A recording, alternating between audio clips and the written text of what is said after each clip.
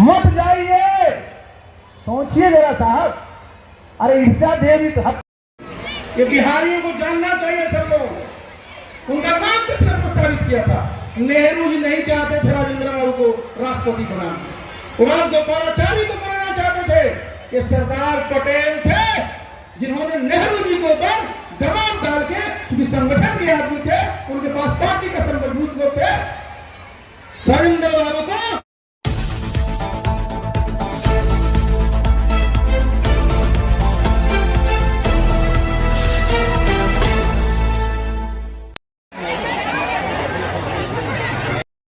गांधी जी भाषण देते थे कि सरकार अच्छा काम नहीं करता है, व्यापारियों से प्रधानमंत्री के मना करने के बावजूद राजेंद्र बाबू गए उनको सुना।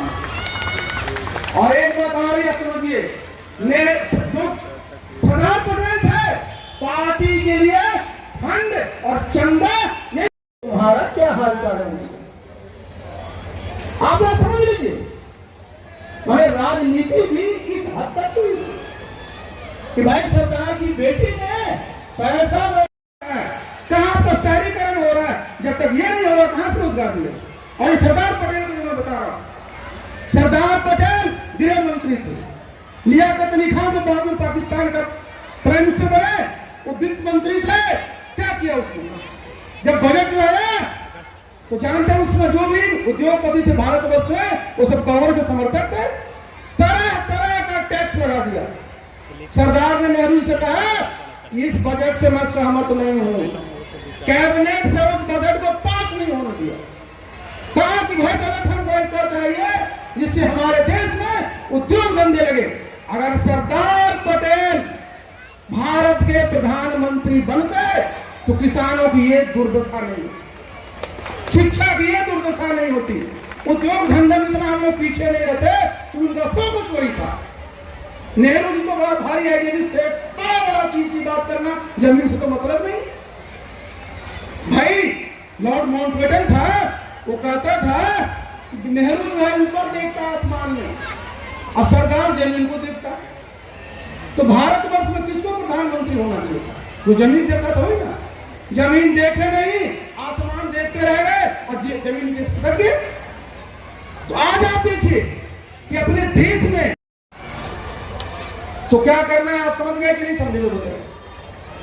अरे समझ में आ गया? तो सरदार पटेल को आज हम लोग याद करते हैं। कहा के लिए? किन्होंने भारत को एक सूत्र में बांधा, किसानों में कैसे खुशहाली है उसके लिए कार्यक्रम करें, कैसे राष्ट्रभक्ति की भावना जगे उसके लिए काम किए। जो हमारा सोमनाथ का मंदिर था उसके नवनिर्माण में बड़ा योगदान दिया। और एक बात और जान ली,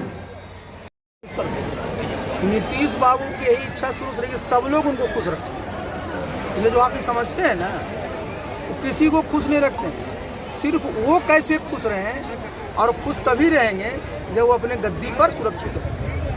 तो जो भी उनका बयान आता है ना, कुछ घंटे में देखते हो बयान पूरा पूरा बदल जाता है। वैसे भी आजकल क्या क्या बयान दे रहे हैं उस पर मैं बहुत कुछ नहीं कहूँगा, लेकिन जो आप कह रहे हैं ना वो कहीं से सही नहीं। कार्यकर्ताओं में एक बात की काफ़ी खुशी दिख रही है कि लोकसभा चुनाव को लेकर आपका नाम फाइनल हो चुका है। देखिए अभी लोकसभा का चुनाव तो घोषित भी नहीं हुआ, अभी किसी का नाम कहाँ से फाइनल होगा जी। लेकिन मैंने तो शुरू से मैं कहा हूँ कि मैं नालंदा में मैं रहता हूँ, और मैं जब जेडीयू में था तो मेरा काम ही था संगठन को मजबूत करना। तो मैं जब यहाँ पर आया हूँ तो भाई मैं यह भी चाहता हूँ कि नालंदा जिला में जो हमारा भारतीय जनता पार्टी नंबर 1 की पार्टी बने, अब बूथ तक हमारे कार्यकर्ता मजबूत रहें, जिससे कि लोकसभा का चुनाव हो, जब भी हमारा कोई भी उम्मीदवार आए तो पूरी तरह से वो न सिर्फ आश्वस्त रहे बल्कि काउंटिंग के दिन वो जीते भी। और आगे जब विधानसभा का चुनाव हो तो 7 सीट पर हम लोग जीते। क्योंकि देखिए हम लोगों का क्या सपना है कि भाई ये सरकार तो अपना आप देख रहे हैं क्या हाल है। तो 2024 के बाद जब सरकार में बदलाव होगा बिहार में, तो उस समय भारतीय जनता पार्टी के नेतृत्व में एनडीए की सरकार बिहार में क्या होगा। जरूरी है ना कि जब बिहार में सरकार बननी है तो नालंदा में हमारा 7 विधानसभा है, यहाँ हमको जीतना है ना, तो जीतने के लिए तो काम करना पड़ेगा। इंडिया गठबंधन को लेकर लगातार नीतीश कुमार कह रहे हैं कि कांग्रेस इसमें दिलचस्पी नहीं ले रही है। देखिए मुख्य बात क्या है, नीतीश बाबू काहे के लिए गए थे? उनको था कि सब लोग मान ले, कि प्रधानमंत्री के उम्मीदवार होंगे, प्रधानमंत्री के उम्मीदवार ने तो संयोजकीय मान ले, लेकिन वो लोग क्यों मानेगा जी? सब ताकत होती है लोकतंत्र में, उनको लगता है कि हमारी ताकत ज़्यादा है। तो जानते हैं ना कि भाई क्या होता है कि अंगूर खट्टे हैं, वही वाली हाल हो गई। अब जान रहे हैं कि उनका नाम को प्रस्तावित नहीं कर रहे हैं तो कह रहे हैं वहाँ ठीक ठाक नहीं। अगर कल कोई बोलेगा कि आइए हम लोग आपका नाम प्रस्तावित कर सकते हैं, देखिएगा बोलेंगे सब ठीक ठाक है। क्या लग रहा है कि प्रधान इलेक्शन लड़ेंगे नालंदा से नीतीश कुमार? नीतीश बाबू 2004 के बाद कहीं से चुनाव लड़े हैं क्या? 2004 में वो चुनाव लड़े थे लोकसभा बाढ़ और लोकसभा नालंदा। लोकसभा बाढ़ से हार गए थे, नालंदा से जीत गए। उसके बाद तो कोई चुनाव लड़े नहीं है। इतने वर्षों के बाद चुनाव लड़ेंगे वो तो जाने। क्योंकि इतना नौकरी दे रहा है, हो सकता है उनको वोट दे के हो सकता है। वो किसको नौकरी दे रहे हैं? बिहार में आप यही जो अभी जो गणना कराए हैं 2,85,00,000 परिवार है, तो नीतीश बाबू 2,85,00,000 परिवार को नौकरी दिए ना, तब ना सब परिवार खुश होगा।